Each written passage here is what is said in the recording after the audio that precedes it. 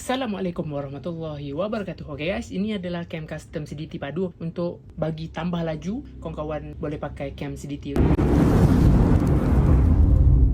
Kalau nak tambah laju, contoh kawan-kawan masih pakai cam standard, kelajuan yang ada tu kawan nak tambah lagi laju, jadi kawan-kawan boleh pakai cam CDT untuk bagi tambah laju, bagi keluar power yang sebenar ikut spek blok kawan-kawan. Kalau kawan-kawan pakai blok standard, dia akan hasilkan maksimum pickup dan top speed untuk blok standard. Kalau pakai blok 53 ke, 56 ke, 58 ke, 60 ke, 62 mm ke, dia akan hasilkan maksimum pickup dan top speed ikut yang cam CDT bagi tahu tadi. Okay, jadi untuk cam CDT ni, untuk kita bagi tambah kelajuan, okay, ikut spek kawan-kawan, jadi dia akan hasilkan maksimum top speed lah untuk kawan-kawan punya mesin. Dia ikut spek kawan-kawan. Apabila dah laju, jadi barang yang kedua yang perlu kawan-kawan tukar untuk buang sekatan kelajuan, kawan-kawan boleh pakai CDI CDT. Okay, dua barang ni pakai sedap lah. Okay, untuk motor standard ke, motor dah buat ke, motor spek 53, 54, 55, 56, 57, 58, 59, 60, 62, okay, memang sedap. Okay,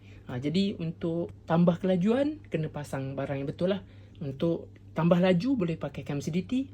Untuk kelajuan tanpa sekatan boleh pakai CDI CDT. Okay, jadi ni order daripada Tuan Hai Rizul 8957, nombor tracking akhir sebagai rujukan owner. Okay, dia order untuk cam CDT padu spek 56 PNP A5. Okay, jadi boleh pakai cam CDT untuk kelajuan top speed ada pergi.